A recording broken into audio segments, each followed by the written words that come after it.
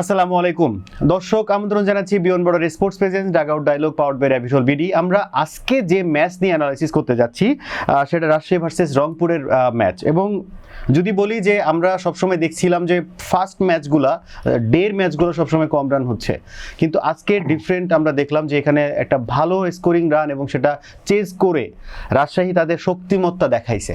এবং এই ম্যাচের ইন ডিটেল অ্যানালাইসিসের জন্য আমরা যেতে চাই সার্টিফাইড পারফরমেন্স অ্যানালিস্ট আহমেদ একজন প্রতীক ভাইয়ের কাছে। প্রতীক ভাই, খেলা কেমন দেখলেন? ভালো লেগেছে। আসলে একটা প্রপার রান চেস কাকে বলে তার একটা ডেমনস্ট্রেশন বলতে পারি রাজশাহী ওয়ারিয়র্স করে দেখিয়েছে।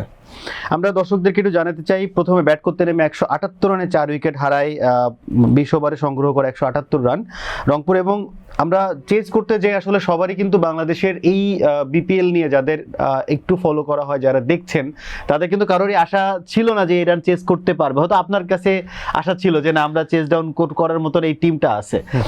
আমরা 179 রান যেটা জয়ের লক্ষ্যে পৌঁছায় 3 উইকেটে মানে হারিয়ে, যেটা আমরা যদি বলি তা 19 ওভার 1 বলে। আমরা ওভারঅল যদি রাশিয়ার পারফরমেন্স নিয়ে প্রতীক ভাইয়ের কাছে জানতে চাই, ব্যাটিং বোলিং প্রত্যেকটা ডিপার্টমেন্ট নিয়ে আপনার কাছে জানতে চাইবো। তার আগে আমি বাংলাদেশের প্রেক্ষাপট থেকে দুজন ব্যাটসম্যানের ব্যাটিং নিয়ে আমি কথা বলতে চাই, নাজমুল হোসেন শান্ত এবং তাহিদ হৃদয়। দুইজনের ব্যাটিং নিয়ে কেমন দেখছেন? নাজমুল হোসেন শান্ত দুর্দান্ত খেলেছেন। সত্যি কথা বলতে গেলে বিপিএলে উনি বরাবরই ভালো খেলেন, প্রতিটা আসরেই তার থেকে আমরা কিছু বড় ইনিংস পেয়ে থাকি। তবে এবারকার বিপিএলে তাকে আমরা খুব অন্যভাবে দেখতে পাচ্ছি। বিশেষ করে টোটাল চেস ডাউন করার ক্ষেত্রে একরকম এক্সপার্টিস আমরা নাজমুল হোসেন শান্তর কাছ থেকে দেখতে পাচ্ছি। খুব ক্যালকুলেটিভ ওয়েতে অ্যাপ্রোচ করছেন উনি, কোন ফেজে কোন ধরনের ব্যাটিং করা দরকার, একদম নিখুঁত ব্যাটিং যাকে বলে সেটাই করেছেন। আজকে দেখেন যে এই ধরনের টার্গেট চেস ডাউন করতে গেলে আপনার পাওয়ার প্লেতে একটা ভালো শুরুর প্রয়োজন হয়। তো উনি যখন পাওয়ার প্লেতে আসলেন তখন উনি বোলারদেরকে চার্জ করেছেন। আপনি দেখবেন আকিব জাভেদকে উনি চার্জ করেছেন, আলিসাল ইসলামকে বেধড়ক পিটুনি দিয়েছেন। আবার যখন মিড ওভার্সে মোস্তাফিজুর রহমানকে ব্রেক থ্রুর জন্য আনা হয়েছে তখন কিন্তু উনি স্ট্রাইক রোটেট করে খেলেছেন।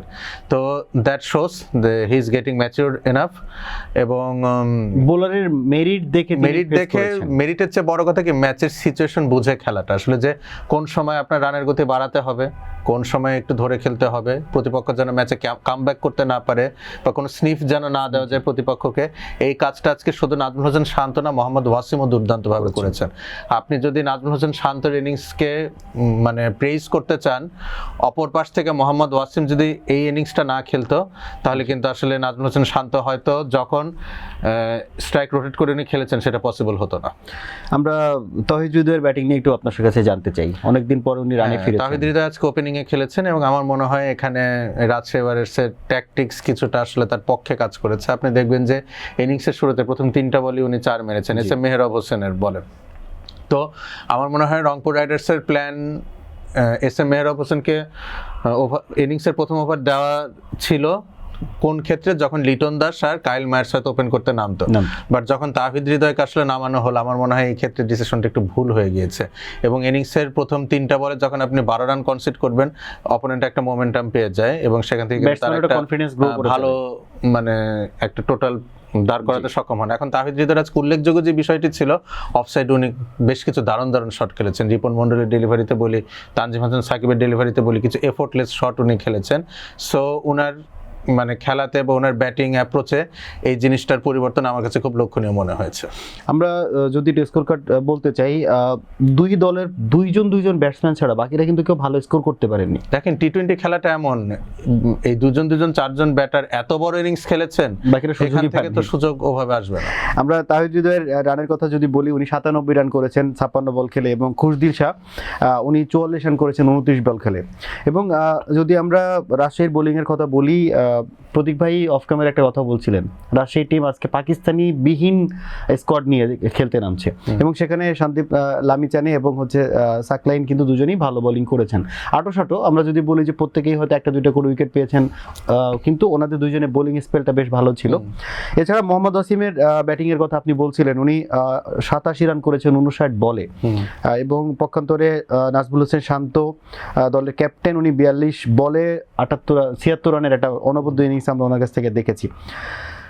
আমরা যদি বলি যে এই দুইটা দল কিন্তু আসলে টেবিলের টপ 3টা পজিশনের 2টা দলেরা, আপনার কাছে তো এছাড়া কোন কোন দিক উল্লেখযোগ্য মনে হয়েছে? আমরা দুজনে ব্যাটিং দেখলাম, বোলিং এর ক্ষেত্রেও আপনার কাছ থেকে জানতে চাইবো, আর উল্লেখযোগ্য কোন কোন পার্ট আপনি দেখছেন? রিপন মন্ডলের আজকে অফ ডে ছিল, 19তম ওভারে উনি 28টা রান কনসিড করেন। আসলে এই ওভারটা হওয়ার পর মনে হচ্ছিল যে রাজশাহী ওয়ারিয়র্স যদি ম্যাচ হারে এই একটা ওভারের বদলতে ম্যাচ হারতে পারে, তবে আসলে নাজমুল হোসেন শান্ত এবং মোহাম্মদ ওয়াসিম কোনো সুযোগই দেননি।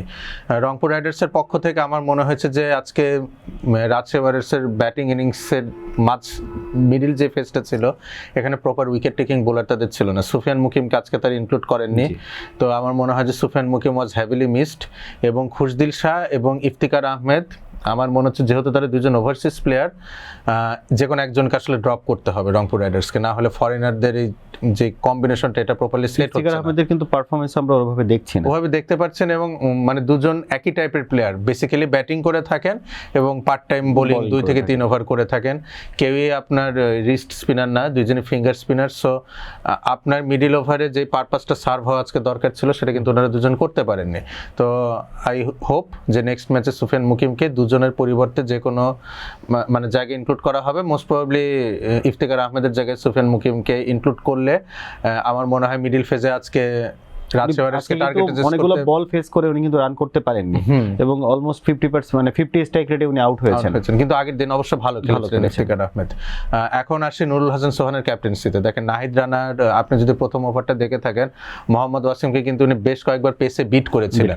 তো পরবর্তীতে নাহিদ রানাকে আমরা পাওয়ার প্লেতে ওভাবে দেখিনি। ইভেন ইনিংসের মিডিল ফেজে যখন এই পার্টনারশিপটা গ্রো করছিল বা তারা স্ট্রাইক রোটেট করে খেলছিল, তখন নাহিদ রানার একটা বা দুটো ওভার দিলে আমার মনে হয় বেটার হতো। এই জায়গায় আমার মনে হয় নুরুল হাসান সোহান একটা ট্রিক মিস করেছেন।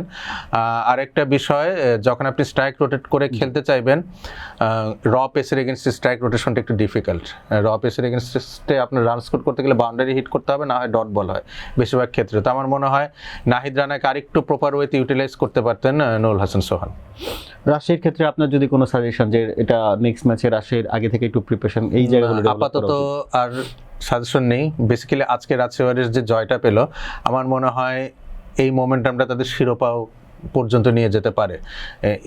তাদের আজকে যে ব্যাটিং পারফরমেন্স ছিল ইট ওয়াজ ক্লিনিক্যাল সত্যি কথা বলতে গেলে, এবং ফরেনার্সদের কম্বিনেশনটা খুব দারুণভাবে সেট হয়েছে। আপনি দেখেন শুরুতে মোহাম্মদ ওয়াসিম রয়েছেন, মাঝে নাজমুল হোসেন শান্ত রয়েছেন, ডেথে আপনার নিশাম থাকবেন, বোলিং আবার লামিচানে রয়েছেন। সো এর চেয়ে ভালো কম্বিনেশন আর হতেই পারে না। বেসিক্যালি সাহেবজাদা ফারহান আর মোহাম্মদ নওয়াজ চলে যাওয়ার পর আমি বলছিলাম যে 2-3টা ম্যাচ তাদের টাইম লাগবে এটা সেট করতে, বাট খুব দ্রুত আসলে এটা সেটেল ডাউন হয়ে গিয়েছে, এবং এইটার ক্রেডিট আসলে হান্নান সরকারকে দিতেই হবে যে এত দ্রুত তাদের মানে কি বলে যে একটা যে ভ্যাকুয়াম ক্রিয়েট হয়েছিল এই জায়গাটা খুব দ্রুত ফিল করা।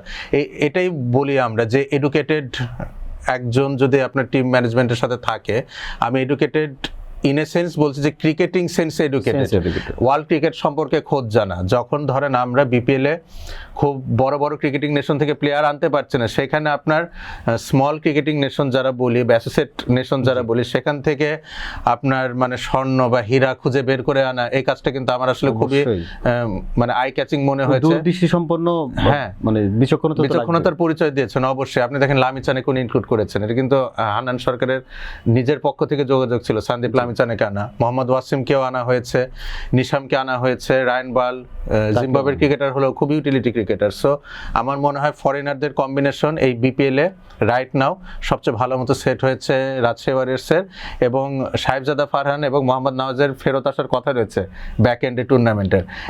জায়গা পাবেন কিনা সেই ক্ষেত্রে আমার মনে হয় যে সাহেবজাদা ফারহানকে হয়তো বসে থাকতে হতে পারে, কজ মোহাম্মদ ওয়াসিম দুর্দান্ত খেলছেন। রায়ান বালের জায়গায় হয়তো মোহাম্মদ নওয়াজ সুযোগ পাবেন, সেই ক্ষেত্রে টিমটা আরো বোল্ড স্টার্ট হবে। ধন্যবাদ প্রতীক ভাই। আমরা শুনছিলাম রংপুর ভার্সেস রাজশাহীর পোস্ট ম্যাচ অ্যানালাইসিস। দর্শক, আপনাদের এই ম্যাচ কেমন লেগেছে কিংবা বিপিএল কেমন লাগছে আপনারা আমাদেরকে জানাতে পারেন আমাদের ফেসবুক এবং ইউটিউবের কমেন্ট বক্সে।